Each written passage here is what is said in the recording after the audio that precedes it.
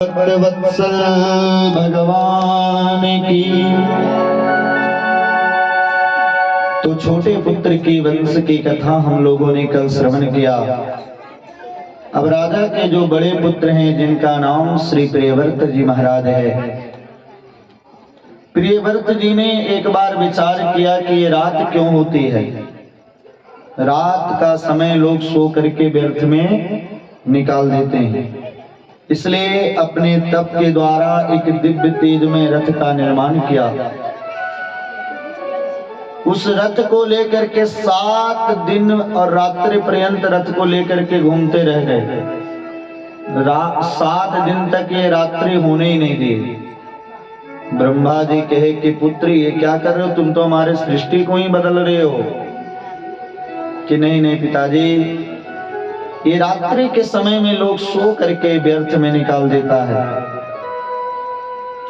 इसलिए रात्रि में सोए बात अच्छी नहीं है, रात होना ही नहीं चाहिए। कि नहीं नहीं, देखो सभी का अपना एक महत्व है। दिन का अपना महत्व है, रात्रि का अपना महत्व है। जिस रात्रि का तुम निंदा कर रहे हो कि रात्रि के समय लोग सो करके व्यर्थ में बिता देते हैं, उसी रात्रि के समय में तस्याम जागृति संयमी या निशा सर्वभूतानाम तस्याम जागृति संयमी। रात्रि के समय में विषयानंद जो पुरुष है वो विषय का आनंद लेता है, लेकिन जो भगवान के भक्त हैं वो भगवान के भजन का आनंद लेते हैं। पुत्र सृष्टि में कुछ भी गलत नहीं है, उसको हमने और तुमने गलत बना दिया है। दिन का अपना महत्व है, रात्रि का अपना महत्व है, इसलिए तुम सृष्टि के साथ में छेड़छाड़ मत करो, है ने। प्रकृति के साथ में कुछ भी छेड़छाड़ मत करो। क्यों? ज्यादा छेड़छाड़ करोगे तो कोरोना जैसा बीमारी आ जाएगा, है ना। लॉकडाउन हो जाएगा, घर में ही रह जाइएगा, कोई कथा पूजा नहीं हो पाएगा। इसीलिए प्रकृति का जितनी भी वस्तु बनी हुई सभी अच्छी है। अब ये हमारे ऊपर निर्भर करता है कि हम उसको किस रूप में लेते हैं। इसलिए तुम सृष्टि के क्रम को बदलो नहीं। ब्रह्मा जी के वाक्य को तुरंत मान लिया प्रियव्रत जी ने, और प्रियव्रत जी ने इस हट को त्याग दिया। ब्रह्मा जी के तुम बहुत अच्छे हो, क्योंकि तुम में सामर्थ्य रहने के बाद भी तुमने हमारे वचन का तिरस्कार नहीं किया, अपमान नहीं किया, इसलिए तुम जो चाहोगे तुम्हें उस वस्तु की प्राप्ति होगी। और इन्हीं प्रियव्रत जी के वंश में राजा आग्निद्र हुए। आग्निद्र के पुत्र नाभि हुए और नाभि के पुत्र भगवान ऋषभदेव हुए। बोलिए ऋषभदेव भगवान की। 24 देखिए, जैन धर्म और बौद्ध धर्म, ये दोनों धर्म सनातन धर्म से ही निकला हुआ है, ये कोई अलग से धर्म नहीं है। लेकिन विडंबना क्या है कि लोग इसी धर्म से निकलते हैं और इसी धर्म को बाद में गाली देने लगते हैं। बौद्ध लोग सनातन धर्म को गाली देते हैं। जैसे भारत से ही पाकिस्तान अलग हुआ, है ना, लेकिन आज सबसे ज्यादा परेशान कौन करता है भारत को? तो कहने का भाव, जो जिसका अंग था वही व्यक्ति बाहर वालों से तो लड़ सकता है, लेकिन घर वालों से कैसे लड़ेगा। तो यहाँ पे नारायण भगवान ऋषभदेव, इसलिए हमारे सनातन धर्म में 24 अवतार भगवान के माने गए हैं, और जैन धर्म में 24 तीर्थंकर माने जाते हैं। जैन धर्म कोई अलग से धर्म नहीं है। भगवान ऋषभदेव का जब जन्म हुआ तो भगवान ऋषभदेव के 100 पुत्र थे। शांति से बैठ के कथा सुनिए आप लोग। कथा में भीड़ की आवश्यकता नहीं है, शांति की आवश्यकता है। एक ही लोग सुने, लेकिन वो अगर प्रेम से सुन ले तो कथा सुनाना सार्थक हो जाता है। भगवान ऋषभदेव एक दिन 100 पुत्र को अपने पास बैठाए। सभी गृहस्थ को अपने संतान को अपने पास बैठाना चाहिए। 100 पुत्र बैठ गए। भगवान ऋषभदेव ने अपने पुत्रों से पूछा कि पुत्र पता है यह मनुष्य का शरीर क्यों मिला है? कि हाँ पिताजी पता है। कि क्यों मिला है? कि पहले तो खूब पढ़ाई लिखाई करो, बाद में बढ़िया नौकरी पकड़ो, उसके बाद बढ़िया लड़की के साथ में विवाह करो, फिर बढ़िया संतान प्राप्त करो, उसके बाद वृद्धावस्था में पुत्रों की सेवा लो और फिर प्रस्थान कर जाओ। कि नहीं नहीं, केवल मनुष्य शरीर इसीलिए नहीं मिला क्योंकि नायम देहु देह भाजान त्रिलोके कष्टान कामा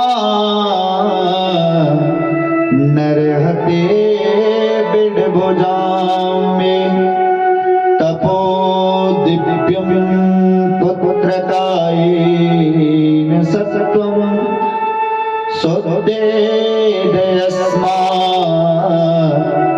ब्रह्म सौख्यम तदनंतम। भगवान ऋषभदेव ने कहा कि पुत्रों, इस मृत्यु लोक में मनुष्य शरीर को प्राप्त करके कि केवल विषय भोग तक ही जिसकी दृष्टि सीमित हो, यह तो विषय का आनंद हम यज्ञ योनि में भी ले सकते हैं।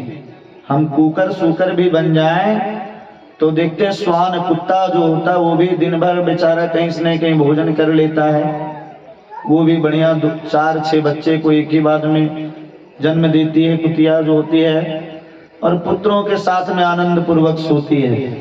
तो क्या मनुष्य शरीर केवल इसी के लिए मिला? तो नहीं नहीं, महता पुण्य प्रभावेन मानुषं जन्म लभ्यते।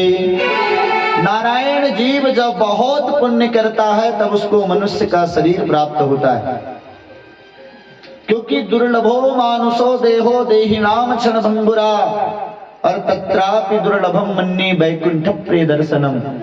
मनुष्य का शरीर बहुत दुर्लभ है, इसलिए गोस्वामी जी कहते हैं कि बड़े भाग्य मानुष्य तन पावा, बड़े भाग्य मानुष्य तन पावा, सूर्य दुर्लभ सब संतन गावा, श्री राम जय राम जय जय राम।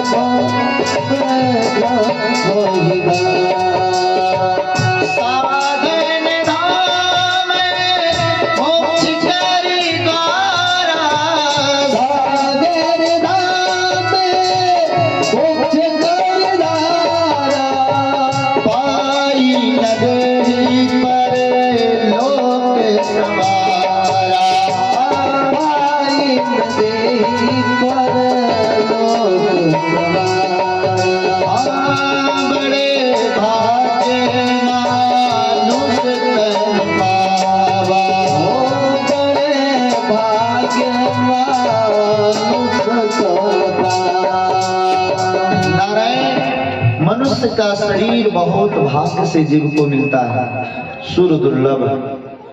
जिस मनुष्य शरीर को प्राप्त करने के लिए देवता लोग भी लालायित रहते हैं, क्योंकि दुर्लभो मानुषो देहो देहिनाम क्षण भंगुरा। सुर दुर्लभ सदग्रंथ निगावा। देखिए, मनुष्य के शरीर ही एक ऐसी चाबी है जिस चाबी के द्वारा मुक्ति रूपी कमरे में जो ताला बंद है उस ताला को खोला जा सकता है। जितना बड़ा प्लॉट होता है ना, उतना बड़ा कोई घर नहीं बनाता, क्योंकि कुछ नियम होता है कि कुछ जमीन के भाग को छोड़ देना होता है। हम पूरे जमीन में घर नहीं बना सकते। अच्छा, जितना बड़ा घर होता उतना बड़ा कोई कमरा नहीं बनाता, क्योंकि कमरा घर से छोटा होता है। अच्छा, जितना बड़ा कमरा होता उतना बड़ा कोई दरवाजा नहीं लगाता, क्योंकि दरवाजा की भी एक सीमा है। और जितना बड़ा दरवाजा होता है उतना बड़ा उसमें ताला नहीं लगता। ताला दरवाजा से छोटा होता है, और जितना बड़ा ताला होता है उतना बड़ा चाबी नहीं होती।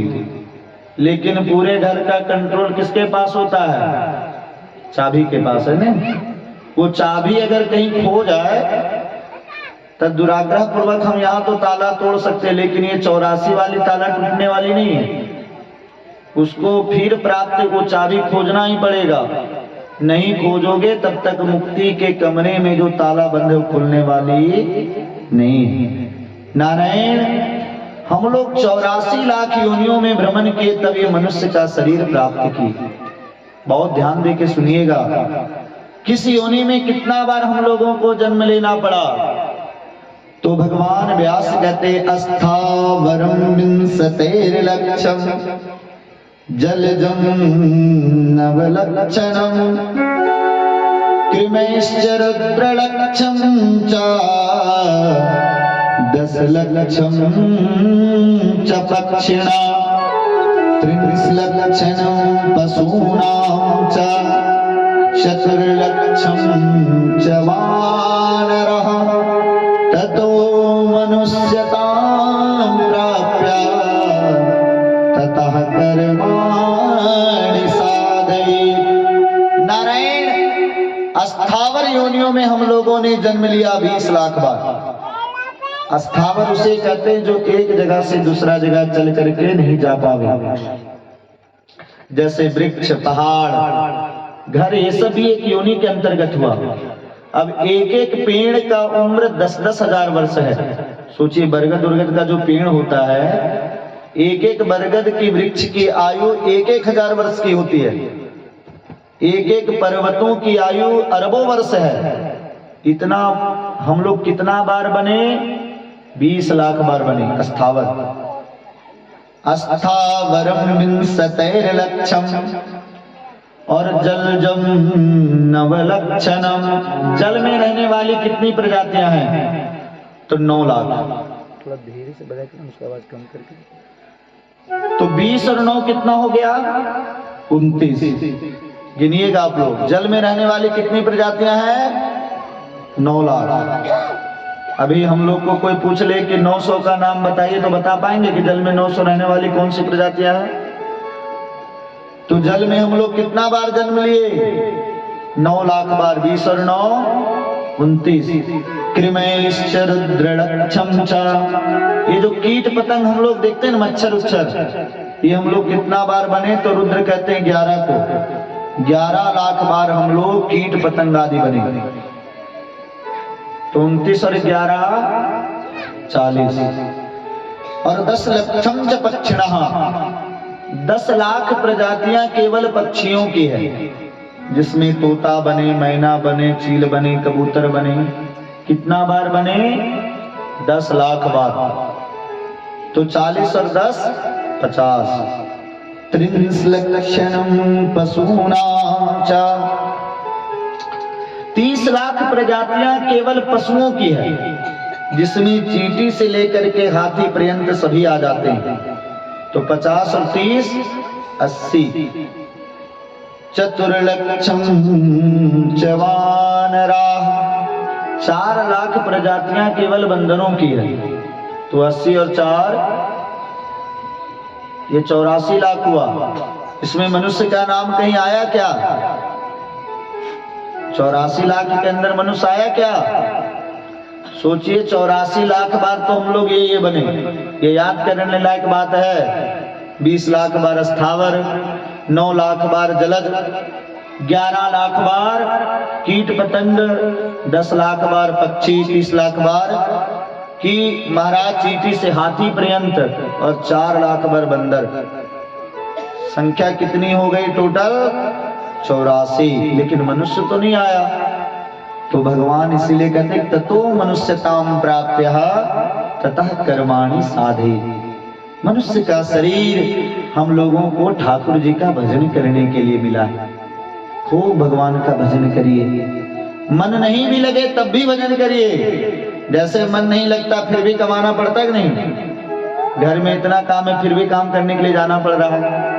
क्यों? कार्य नहीं करेंगे तो हमारा परिवार व्यवस्थित रूप से नहीं चल पाएगा। तो नारायण देखिए, त्यजे देकम कुलस्यार्थे ग्राम्यास्यार्थे कुलम त्यजे और ग्रामम जनपदस्यार्थे। श्री विदुर जी महाराज विदुर नीति में लिखते हैं कि अगर एक व्यक्ति को छोड़ने से अगर पूरे कुल की रक्षा हो जाए तो एक व्यक्ति को त्याग देना चाहिए। एक परिवार को त्यागने से अगर पूरा गांव बचे तो एक परिवार को त्याग दीजिए, लेकिन जब आत्मा के कल्याण की बात आवे तो संपूर्ण पृथ्वी को भी त्यागना पड़े तो व्यक्ति को सहर्ष त्याग देना चाहिए। तनिक भी पीड़ा अंतःकरण में नहीं होनी चाहिए। इसीलिए एक महापुरुष ने गाया, अरे जीवन में अनमोल रे। देखिए आप लोग ताली बजाए कहीं, ठीक ने? एक कहावत है कि बगीचे बिना माली के, बगीचे बिना माली के, और कान बिना बाली के, और शहर बिना नाली के, और भोजन बिना थाली के, और शहर बिना नाली के, और ससुराल बिना। उसी तरह से भगवान की कथा बिना ताली की टिकी है। सभी को गाना है। अरे जन्म में अनमोल रे, तू राधे राधे बोल रे। जन्म में अनमोल रे, तू राधे राधे बोल रे।